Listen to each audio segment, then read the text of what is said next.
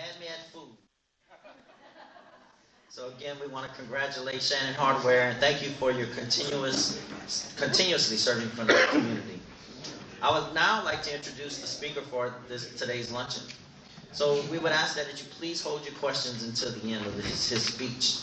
Mr. Jim Donelon is a native of New Orleans. He has served the Louisiana Commissioner of Insurance for the past 15 years.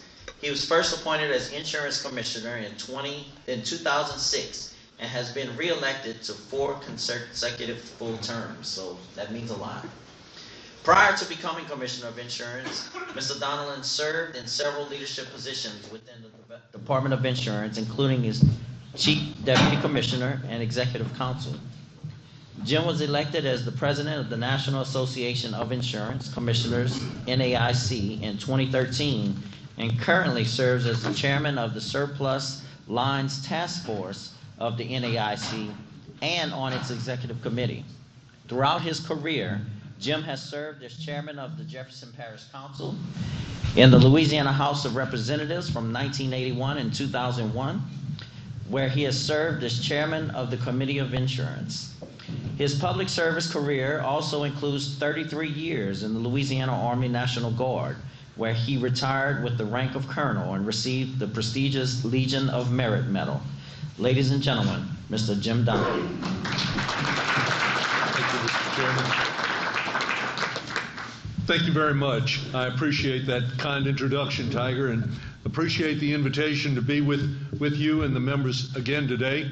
It's always a pleasure to get the chance to come back down to Morgan City and speak with the St. Mary Parish Chamber and indulge in that wonderful lunch that they always provide, free of charge to me. I don't know how many of y'all get a free lunch in the process. I have often told groups that, like the guy on the side of the highway with the sign that says, "We'll work for food," I have a sign that says, "We'll talk for food," and here I am. But had an enjoyable visit with Mayor Dragna, with the Assessor Longman, Judge O'Quinn. I didn't get to say hello to Judge Stansberry, but look forward to doing that after the program here today. I want to also thank my friends from the Steel Agency and, of course, the Paul Agency for being here, as they always are, when I do have the opportunity to come speak with and visit with the St. Mary Chamber. Lots going on in my world. I was speaking to an agents group yesterday in Monroe, Louisiana, and told them, they had a big crowd, told them that I tell all the Republican women's clubs that they should invite me to speak to their luncheon because they'd get a great turnout. And it ain't about me, it's about insurance. And that does draw a crowd, no question about it. And everybody is anxious to learn what is the latest news. And the latest news, of course, from our perspective is we have just 2 months left in this hurricane season. Been very blessed so far. We're mindful and prayerful of our friends over in the Florida path of this killer hurricane that I heard this morning is projected to make landfall with 155-mile-an-hour winds, 2 miles short of the all-time record that the Weather Service keeps. And that record goes back to our, up until now, all-time record hurricane event making landfall in our state. And that was in the year, if you can imagine, 1856. And the hurricane brought 155-mile-an-hour winds to it's called the Last Island Hurricane. I don't know what the last island is, where it is off of our coast, but that is the record holder. And I'm not happy to tell you that in the last 2 hurricane seasons, we have now tied for the second and third, a tie between Hurricane Laura with 150-mile-an-hour winds in downtown Lake Charles and Hurricane Ida with 150-mile-an-hour winds in devastating impact to our state, to its economy, and in particular to the insurance part of our state's economy. In the aftermath of those 2 hurricanes, 800,000 claims have been filed across our state, and they've resulted in $23 billion in paid losses being paid to policyholders for damage caused by those two hurricanes. To give you a perspective on how our market stands as we speak, let me talk for a few minutes about Citizens, our market of last resort, and of course the best measure of how vibrant, how competitive our insurance market is. And my job, under our definition of our mission, is to make insurance affordable and available. And I was on WWL this morning talking with Tommy Tucker, and he described the balance I have to do in regulating insurance on behalf of policyholders and getting insurance to come do business in our state, which all of us need, both in our homes and in our workplaces. And when he described it, I said, as we wrapped up the half hour I was on with him, you did it perfectly. That is my job. That's what I have to do every day. It is a tough balancing act, no question about it. But it is just so important that it truly motivates me to go to Baton Rouge every day and do what I do with the 220 folks that I work with there. But back to Citizens, if I can. You've read about the filing that was made 2 weeks ago at their most recent board meeting, asking me to approve their submission of a 63% rate increase for residential policies issued by our market of last resort, a quasi-state agency created by the legislature. All the coastal states have a beach pool or a wind pool, or as Florida and we have a Citizens property and casualty insurance company created by the state with authority unique. They don't have reserves and capital like insurance companies are required to have. They have extraordinary power given to them by the legislature to assess when their claims exceed their revenue income and the reinsurance that they spend most of their money on each year as we go into the annual hurricane seasons. And they did indeed have to use that power and assessed every policyholder in the state of Louisiana through their insurance company in October after Katrina and Rita in 2005, a total of $250 million. It's called their regular assessment, and that is paid by those companies, all the companies, to Citizens within 30 days, and then recouped from their policyholders over the next year at renewal time. In addition to that, shortly after I took office in 2006, I had to go to Wall Street and spend a number of days, maybe a week, entertaining investment houses to sell to them a $1 billion bond issue, second largest bond issue in the history of the state. And without her help, it wouldn't have happened. But each one of those meetings in that conference room was attended by Governor Blanco from her office in Baton Rouge by speakerphone. And we were able, to my amazement, to sell that bond issue. In fact, it still has 5 more years to run. I say I was amazed because the Citizens residual market entity on Metairie Road at the time in Metairie when I took office was in total disarray and was unable to produce financial records. In fact, after I took office and replaced the CEO, who actually ended up going to jail after we removed him for petty corruption within the ranks, but the greater misdeed on their part was the fact that they didn't run the entity as it needed to be run, to the point where they nor we for 3 years could produce financial records to back up that bond issue, to justify investments by those investors. And then when we finally did get the finances in order and generated financial reports, we were able to go back to Wall Street and twice refinance those bonds as the interest rate, as the bond market improved. But with the refinancing, we still have 5 more years to go on the amortization of those bonds. And we all pay for that as a result of an assessment that's put on every property insurance policy in the state of Louisiana to generate the monies necessary to pay those bonds. Well, Citizens, after Katrina, had 173,000 policies in it, and that represented 10% of our property insurance market. Only State Farm and Allstate had more insurance in place in our state than Citizens had. We began an effort to depopulate that because it's a market of last resort, and we all bear the risk for that operation. And frankly, we have been very blessed and successful in not having to assess anyone in the 17 years since Katrina and Rita and the issuance of that bond issue in 2006. So with that said, we started offering those policies to companies on an annual basis. By statute, we had to open our books and offer them. And in fact, they did. They took those policies out of Citizens onto private companies' books, down to the tune of reaching 35,000 policies from the 173 that they had after Katrina. That represented 0.5% of our overall property insurance market, compared with the 10% that the 173,000 policies represented.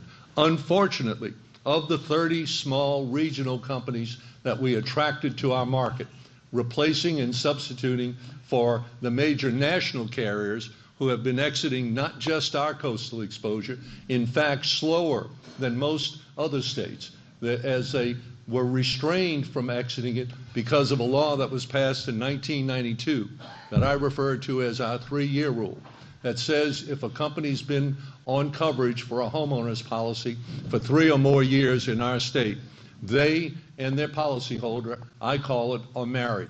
And they cannot non-renew, cancel, increase the premium, increase the deductible, or change the coverage for that policyholder with a limited number of exceptions I'll touch on in just a second, for as long as they do homeowners business in the state.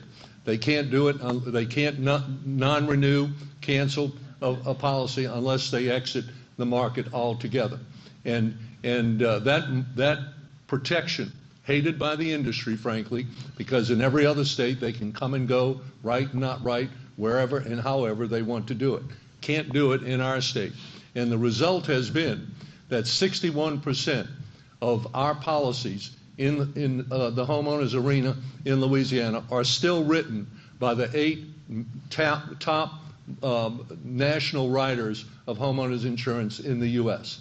That compares with Florida, who has a similar citizen structure to ours, but only 25% of their homeowners policies are written by those top 8 national writers that we get the majority of our coverage from. And it's because of that one bill that was passed in 1992 that has slowed the exodus, but it didn't completely stop it. And as they were able to non-renew and get off of coverage, and some, like Hanover, did exit the market altogether after Katrina and Rita, we attracted those 30 small regional companies to take their place very successfully. So successfully that for the 5 years prior to Laura, the average homeowners rate increase for homeowners insurance in our state was only 1% per year for 5 years running. And in fact, the year we're in, with rate increases approved last year in 2021, saw only a 6.7% rate increase on average for homeowners insurance in our state.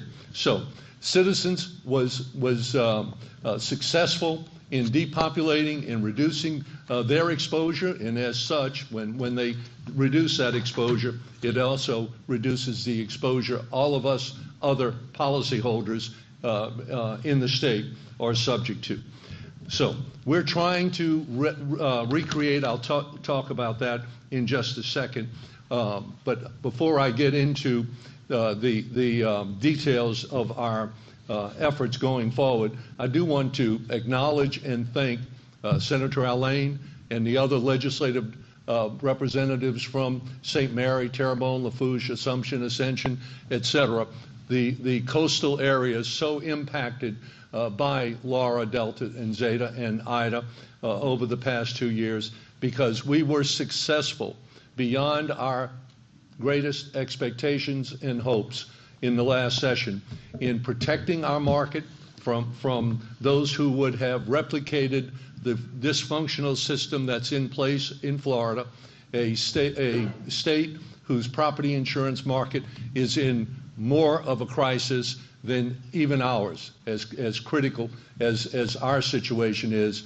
here in the state. In fact, Commissioner Altmaier of Florida testified in a committee earlier this year that they are actually in desperate condition in their property insurance market in the state of Florida.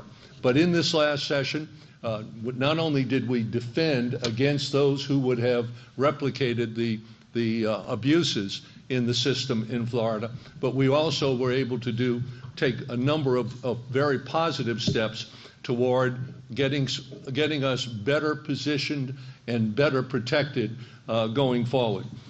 Included in that is what I refer to as the most important bill in the session. And frankly, it's one I copied from Florida. And it is the increase of capital and surplus for companies wanting to write residential property insurance in our state.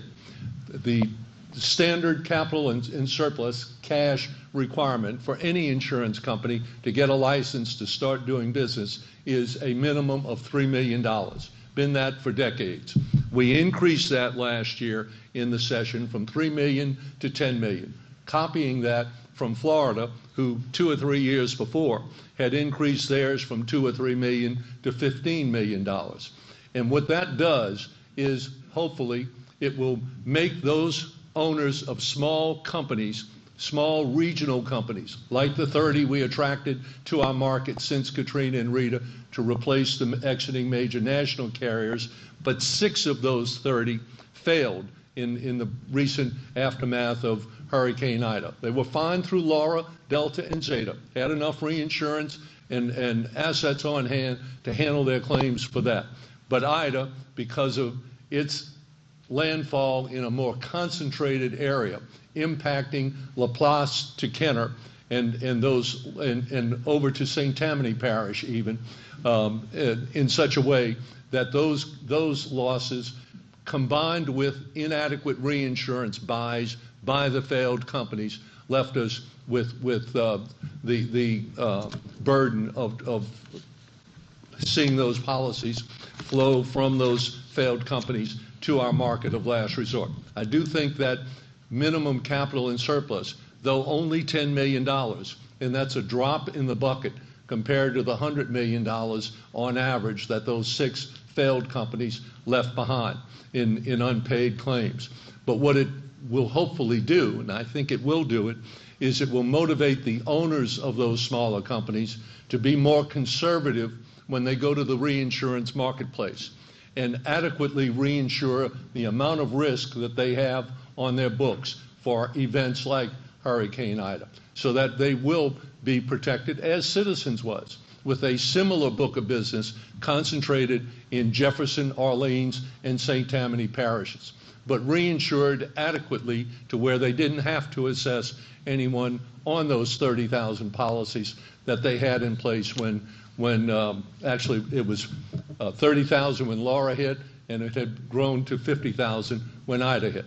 But truthfully, in this hurricane year that we still have 2+ months left to go on, if another Ida hit Louisiana in the same place that it did last year, Citizens would have to assess, because their reinsurance buy was adequate for 50,000 policies and is in place, but now their book of business today is 120,000 policies, so that their reinsurance would not cover twice as much exposure as they had when they went to the market a little over a year ago and bought the reinsurance for this hurricane season. Additional living expense became a controversy in the aftermath of Laura relative to evacuation expenses. I'll be happy to answer any questions any of you have about that when we get to the Q&A part. The 3 adjuster rule, the biggest complaint we heard after all 4 of those storms, Laura, Delta, Zeta, and Ida, was the churning of adjusters. And yes, the companies did have an avalanche of claims, 800,000, as I mentioned before. Yes, it was a pandemic era, And yes, it was also very difficult to find housing for adjusters coming to handle those 800,000 claims from all over the United States and maybe even beyond. But no excuse.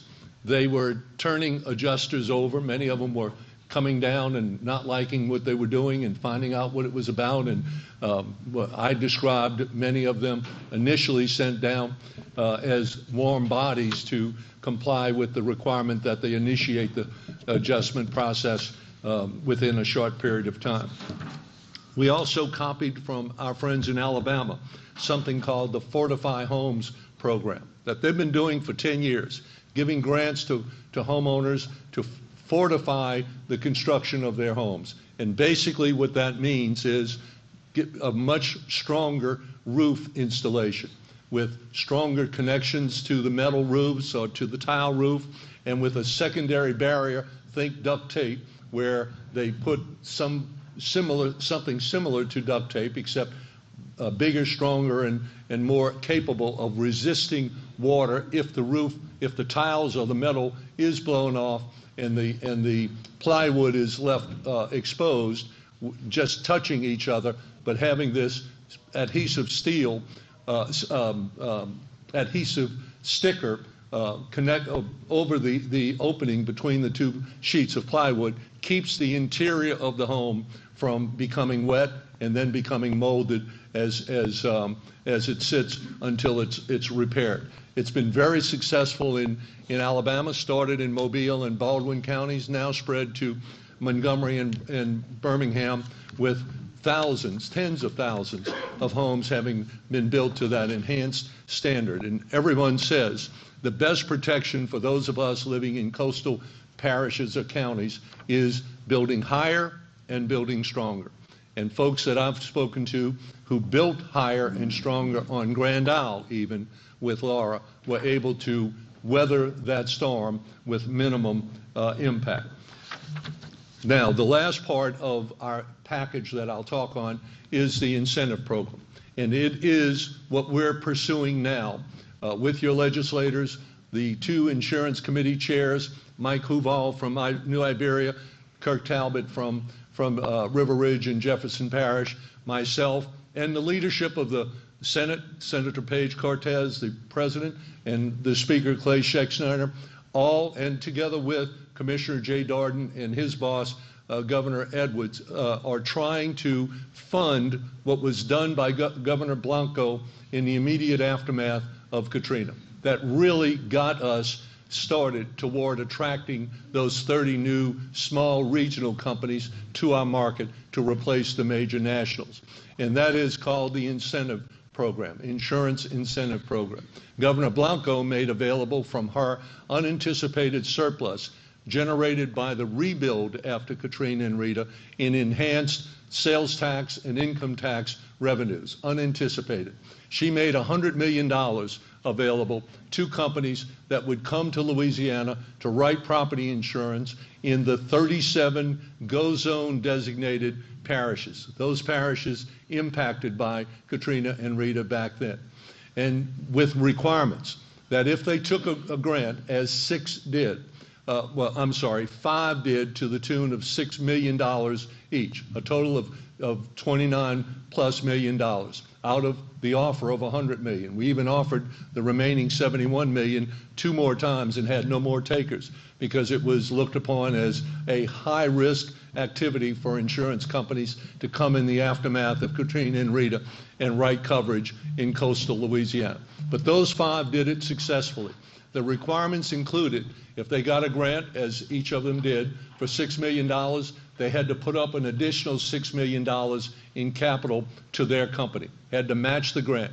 And then they had to commit to writing twice that amount, $24 million, in new premium, 50% of which had to be written in those GO zone, 37 GO zone parishes, and 25% of it had to be written out of Citizens. And all of them, except for 2, complied with all of those requirements. We at the department monitored their writings, and they're staying on those risks for the 5 years that they were committed, and we clawed back from one company, actually a company at the time still in Opelousas, Louisiana, but it's now owned by Allstate Insurance Company, Imperial, and one other for another $2 million. Fell short of writing the writing requirements, so that they had to repay $2 million as well. But that primed the pump, and other companies, as I said, a total of 30 came in their wake, including them, and wrote on our coast for the next 17 years and benefited policyholders, myself included, because I moved my home insurance from a major national carrier to one of those companies that took a grant, and I was with them for 10 years, saving at the outset of our home we built out by Lake Pontchartrain in 1975 for $95,000, but it's now insured for a replacement cost of $560,000. But we went from $1,000 a month for our homeowners insurance to $400 a month 10 years ago. And assuming that both of those companies kept their rates at the same gap over the 10 years, I saved $70,000 over those 10 years by being with that small company. Now, they did fail, but they didn't fail because of Laura, Delta, Zeta, or Ida. They failed because they were headquartered in Tallahassee and wrote the bulk of their business in the state of Florida, and have been troubled for the past 2 years. I remember when I moved from the major company to Southern Fidelity, my wife, when I told her we were going to save $600 a month, said, "Well, that's great, Jim, but I never heard of that Southern Fidelity. Are they okay?" Her nickname is Mopsy. I said, "Give me a break, Mops. That's what I do every day. I'm not about to buy a policy from a company I'm going to put out of business."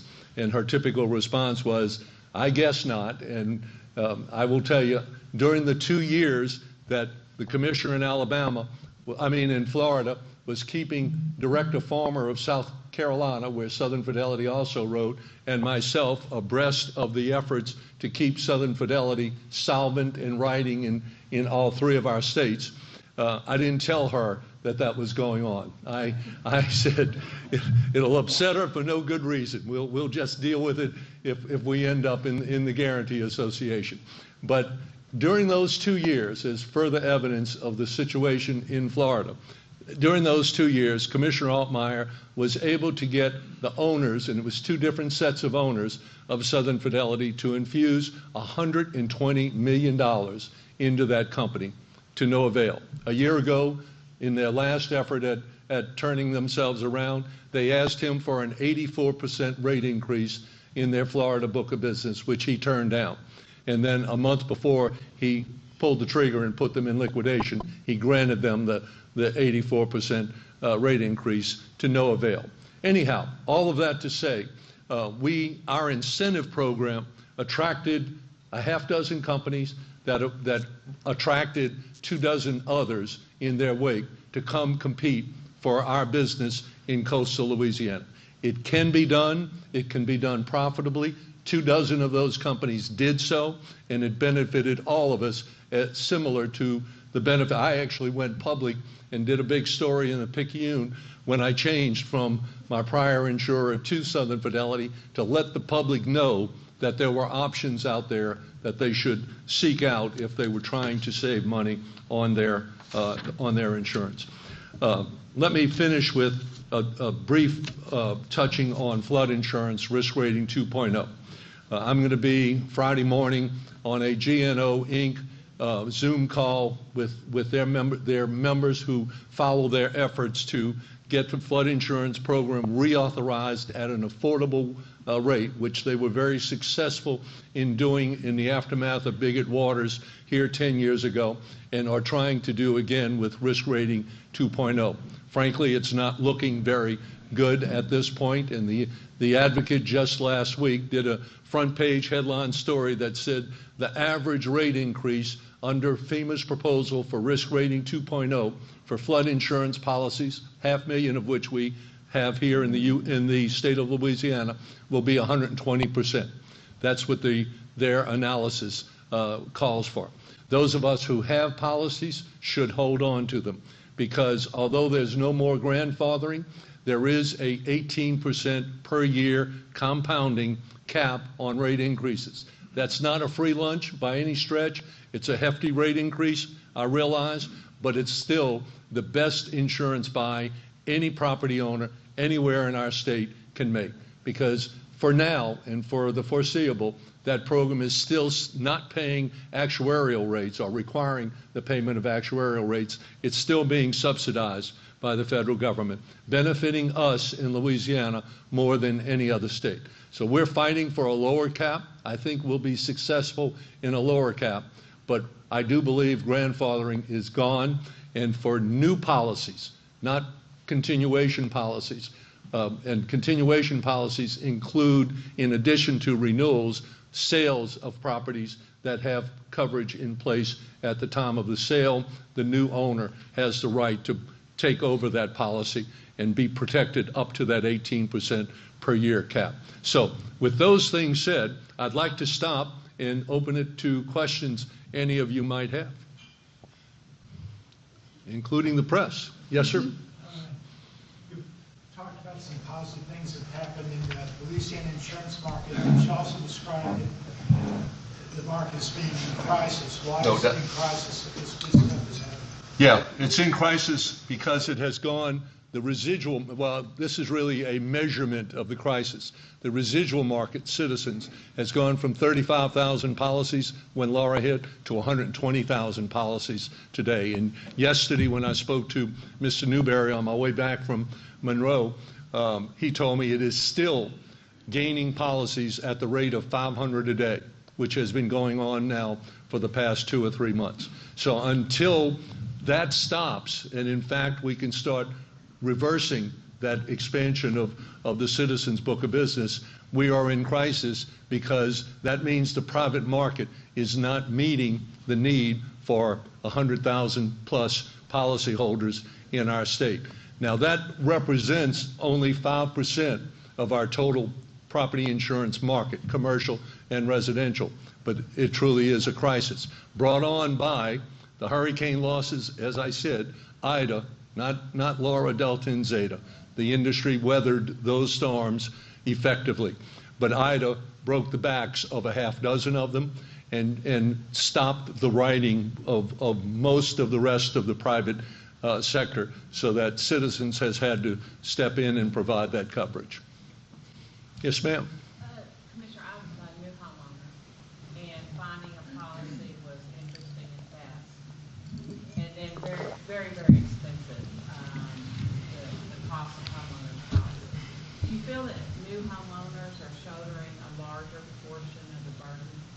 Not at all. Really not. In fact, they may even be doing less of the overall burden because they're better built.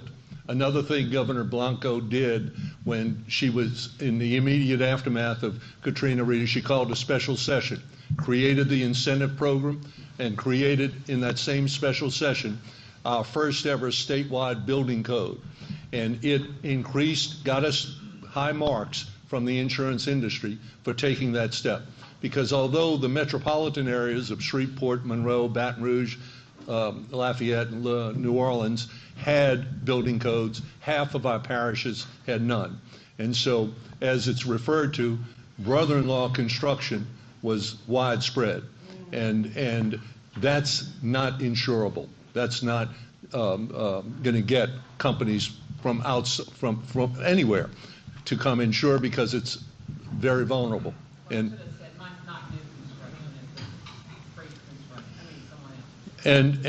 when we did the building code, part of the bill said every company had to quantify actuarially what discount they would give on their premiums if a building were retrofitted or built new to the new statewide building code. And I'm not sure, the mayor might be able to help me, is St. Mary part of the South Central Regional Planning Commission with the 4 or 5 other parishes? They are. And they have done a great job of permitting on a 24-hour notice and inspecting on 24-hour notice and paying for their services themselves from the charges that they charge the home builders, et cetera, that come to them for permits and inspections during construction. I commend them whenever I have the opportunity, because I do believe that's why, and I won't share names, but 2 agents I know had, quote, camps in a gated community on Grand Isle, built higher and built with the quality roof that is so important in hurricane-prone areas. No damage. 150-mile-an-hour winds when Ida made landfall at Port Fourchon, and no damage to those, quote, camps. Yes, sir. I know one of the last companies that came out that was on the brink or had some concerns was UPC. I know they have that's who I have a policy with. They have several policies in the area. Do you have an update on that? I sure do. And also, Congressman Higgins just introduced a bill in Congress. He, as a matter of fact, announced that this morning that would encourage companies to continue to offer coverage after a storm. Are you familiar with that? I spoke with Congressman Higgins 3 weeks ago about his concept. I have not heard back from him since. He told me he was working on a bill. I appreciate you bringing it to my attention. I'll reach out to him, actually, on my way back to Baton Rouge to get a copy of it so we can see what they're offering. We'll take all the help we can get from the federal government, needless to say, or from the state government, as the incentive program is being proposed and supported widely to do, and it will be a great help. The other party, UPC. UPC did not go insolvent. UPC lost its Demotech rating. It's domiciled in Florida. David Altmaier is the commissioner over there, and he blasted Demotech, the rating agency that rated UPC and the 6 failed companies that we're dealing with these days. And he was critical of them on a number of bases, and said that when they downgrade, the 6 failed companies all had an A, quote, exceptional, quote, unquote, rating when they failed. A failure of the rating agency, as evident when they are having A-rated companies go under overnight. But Demotech, they downgraded the rating, and the commissioner disagreed with that downgrading, saying that it's premature and not justified. The problem that created was that Freddie Mac, not Freddie Mae, Fannie Mae, not Fannie Mae, but Freddie Mac doesn't accept Demotech rating. Fannie Mae does, Demotech does not. UPC was rated, UPC was downgraded below adequate even by Freddie Mac. Lenders that require an A rating from Demotech could then cancel the policy and force place, which is even more expensive than Citizens, force place coverage on their policyholders. What I did to hold that off, which it has held it off so far, is I offered Citizens policy rights to any policyholder in our state that had a UPC policy that got a notice of forced place coverage being proposed, because they have to, the mortgage company has to give notice to the policyholder that we're going to force place because your company lost its Demotech A rating, and you have 30 days to provide alternative coverage. Citizens has been accepted by the mortgage companies, Fannie Mae, Freddie Mac, and all the others, nationwide, Florida as well as Louisiana. So I issued a bulletin saying that anyone who gets such a notice of forced placement by UPC has the right to a Citizens policy, which will meet the requirements and be, even as the market of last resort, much cheaper than UPC. Got a text this morning from a public official I won't name asking me about his UPC policy, and it's headquartered in Tampa, he saw, and the hurricane is headed to Tampa. What will they do Monday? And I said, who knows? You know, I'll let you know as soon as I know, but I don't know. But I hope that sheds some light. For now, you're okay. For now, you're okay. Yes, sir. Next. Yes, ma'am. How are the negotiations going as far as we're trying to get homeowner markets back in Louisiana? And I do have a second question. Is there such thing as a private flood insurance? There is. I would be interested in finding out about that. You will. And I think it's on here. I want to see. Milliman did an analysis of the private alternative, yes, in 2017. And do the mortgage companies take? Oh, yes. Yes, they do.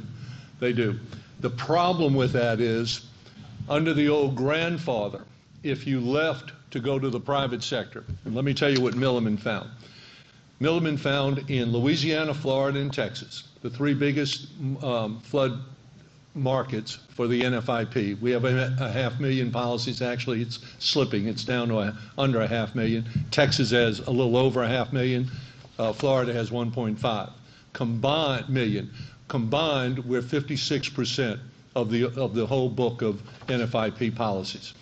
If a policyholder of the NFIP got coverage in the private sector, 70% of Louisiana policyholders would see cheaper flood insurance premiums with private insurance. 21% would pay over twice as much for private insurance as they're paying for the NFIP, and 10% would see no change. So therein lies the problem. The private industry would do 80% and do it cheaper for almost all of them, but for the other 20%, it would be humongous, as my grandkids say, if the NFIP went away. And so, and the other problem is, if you're with the NFIP, you had grandfather, you no longer have it anyway under risk rating 2.0, but you have that cap on rate increases. If you drop and go to the private sector and then want to go back because the private sector hits you with a 200% rate increase, you're going to pay actuarial rates at the NFIP. Now, I've asked, and they have put into the draft bills, Senator Cassidy, Senator Kennedy, partnered with Democrats, Menendez of New Jersey and Gillibrand of New York, on a bipartisan reauthorization bill, that two different bills that they've put forth. They've put what I call the bounce back provision in there. And that is, if you leave the NFIP and go to the private sector and bounce back because the private sector goes away or raises your rates, you have the right to a policy, again, capped at the 18% per year increase. So be careful. The market, we did deregulate private flood session before last, again copying what Florida did 4 or 5 years ago, that really ballooned their private flood insurance market. We took the requirement for prior approval of rates and forms for all insurance, property and casualty insurance. We took that off of private flood to try and incentive private flood companies to come to our market, but by less regulation. It hasn't generated much interest in Louisiana for private flood as of yet. But the Florida increase has been happening over a 4 or 5 year period of time. When we did ours year before last, South Carolina did the same thing and has seen the same slow take-up in their market. Well, yes, sir. I'm sorry, go ahead. The first question was the negotiations on getting insurance companies. Oh, yes, always. Citizens is in the process of meeting their requirement of offering their books once a year for takeout by private sectors, and has interest from a couple of companies in taking policies out of Citizens. I don't have enough time to tell you about the failed companies, the first 4 of which were smoothly and unnoticeably taken over by companies that, one of them, Safe Point out of Miami, that's a good company. They've been in Louisiana for 10 years, but writing just a tiny book of business. And when Access Home, State National, and America's failed, 54,000 policies being left behind, they said, we want them all. And they took them all 54,000. I dare say the majority of those 54,000 policies policyholders never knew their company failed, because they got taken over by SafePoint. They didn't know the name of the other one. They don't know the name of the new one. The terms and conditions were the same, and they even voluntarily agreed to give that 3-year protection status to those policyholders who had it with their failed company when it went under. So it really, really was a godsend. And we had the next one that failed, Lighthouse, left 30,000 policies behind. We had 3 companies. SafePoint was part of a combination now called CURE, Cajun Underwriting Reciprocal Exchange, along with Allied Trust and Centauri, that said they wanted 5,000, 10,000, and 15,000 of those 30,000 policies. On that Friday evening, we said, wow, all of them are gone again. Then they noticed we're doing the bill to reauthorize the incentive program.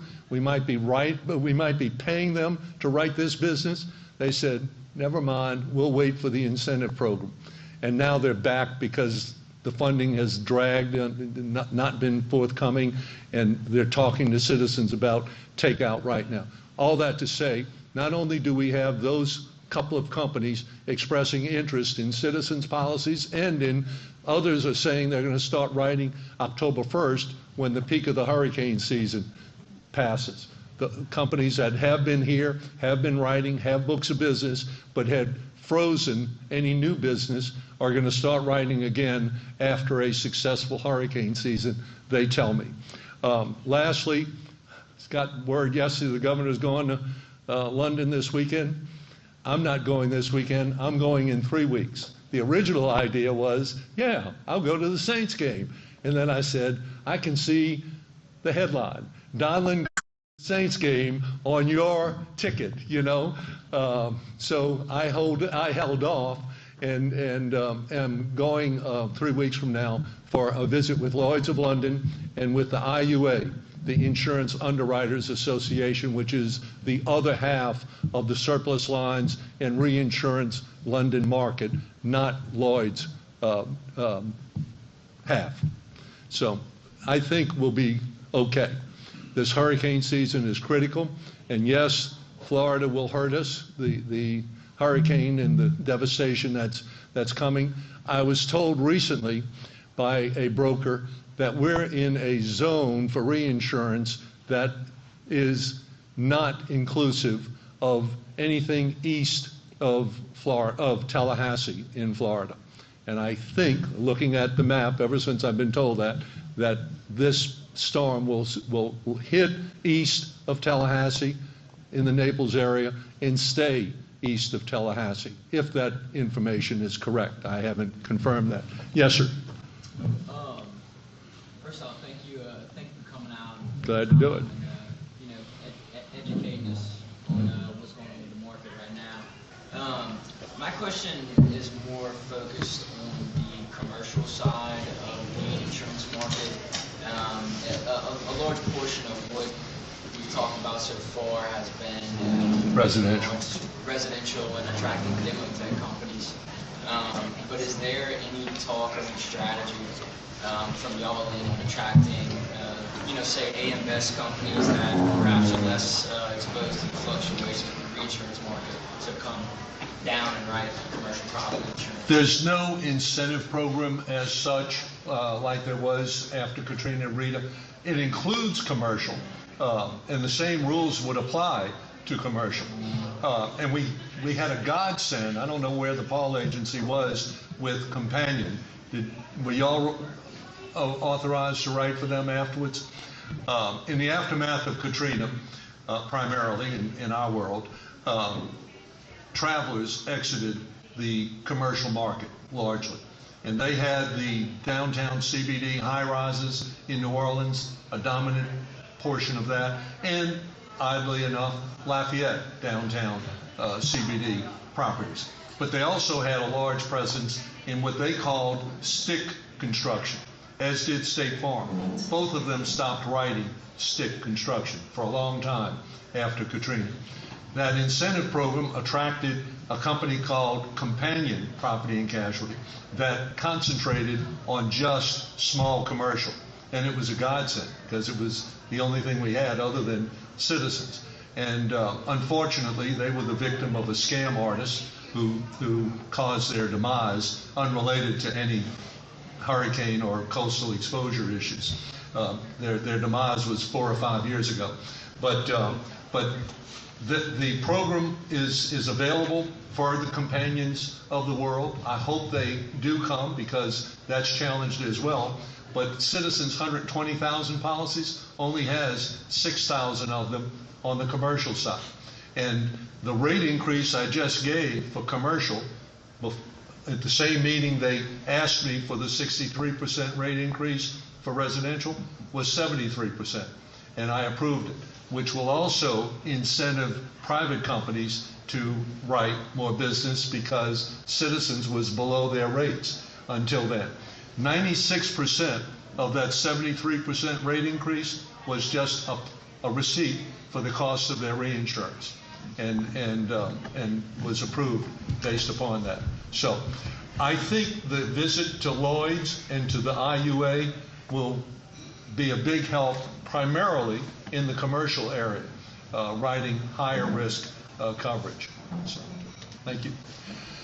Well, thank you all. I apologize for keeping you into your work afternoon and profit time, but there's a lot going on, and I'm anxious to share it with all of you because it's so impactful in your lives and your businesses that I hate to shut it off. But I'll be around afterwards if anyone wants to discuss further. Thank you very much. Thanks, Tiger. Yeah. All right, I want to thank everyone for coming out. I want to thank all of our sponsors. We couldn't do it without you all. And of course, I always want to thank the chamber workers, our ladies that take care of us so much, and our media partners. So Beth has